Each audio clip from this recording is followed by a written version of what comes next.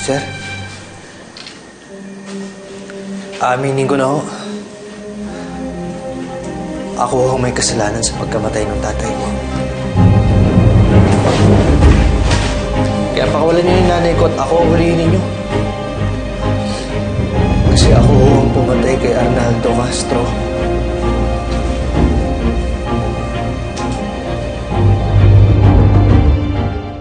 Sir, ako talaga. At hindi si Mercedes de la Paz. Kaya pakawalan niyo na ho siya at ako na ho ang pusasan ninyo.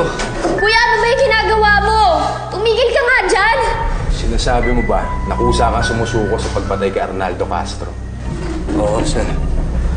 Aling Cedes, totoo ho ba na hindi ikaw ang pumatay at itong anak mo yung may sala?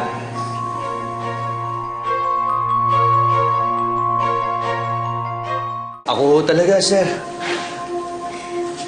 Napagbintangan niyo lang ho yung nanay ko.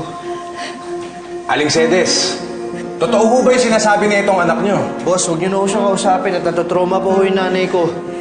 Totoo po. Inosente po ako. Pinagtatakpan ko lang po yung anak ko. Pero siya po talagang pumatay. Bata pa po kasi ang anak ko. Pamilyado po yan eh. Bata pa yung mga apo ko. Ako po kasi matanda na. Wala na pong ibang maghahanap sa akin. Wala na pong aasa sa akin.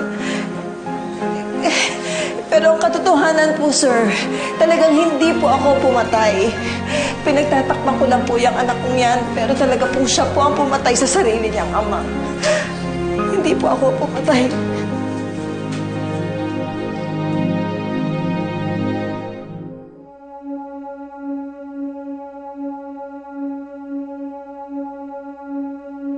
Sir, sandali lang ho. Usap po tayo. Sir, totoo ho ba na ikaw yung pumatay dun sa biktima? Hindi mo ba ginagawa to para maisalba lang yung nanay mo? Marami na akong nahawakang kaso at alam ko kung ano itsura ng kriminal. At ikaw, alam kong di ka kriminal. Sir, huwag kang magpakatanga. Pag nagsampa ng kaso ang pamilya ng biktima within 36 hours, wala nang bawian yun. Pwede kang makulong ng 10 to 20 years depende sa korte. Bakit niyo ba sinasabi sa akin to? Kasi mukhang wala kang idea sa ginagawa mo. Malakas ang ebidensya na nagtuturo na nanay mong may sala. Hindi mo kailangang akuin yung kasalanan ng iba kahit nanay mo pa siya. Pakawalan niyo na ako dito! Hoy, Aling Cedes! Manahimik ka dyan, ha? Alam mong inosente tong anak mo pero dinidiin mo pa? Tumahimik ka dyan! Eman!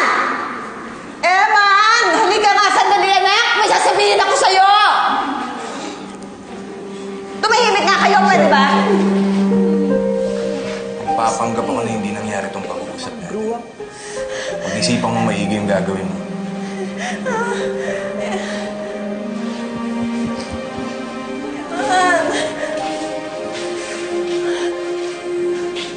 Eman, ano ba? Ano bang sinabi mo? Ano bang sinabi mo? Bakit hindi na kumbinsi yung pulis? Ha? Ano ba sinabi mo at hindi naniniwala na hindi ako pumatay? Sabihin mo magkasama tayo nung araw na yun. Pagkatapos nakita mo si Arnaldo, nagdilim ang paningin mo, kaya mo napatay. Pagkatapos, pinatakbo kita. Kaya pinagtakpang kita. Pero ikaw talaga ang pumatay. Nakikinig ka ba sa akin, ha? Nakikinig ka ba sa akin? Ay!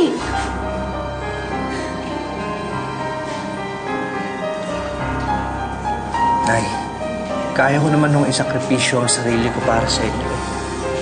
Kasi mahal ko kayo. Eh kayo, kaya niyo bang gawin yun para sa akin? Ba't ko naman gagawin yun? Ikaw naman ang gustong umamin, di ba? Hindi naman ako. Sige, Nay. Uuwi na ako sa pamilya ko kung saan mahal nila ako. Teka muna, wag mo akong iwan. Ano ba? Ay! Eman, maawa ka sa akin. Ayokong makulong. Wala kang nga ka talaga. Hayop kang bata ka. Wala kang utang na loob.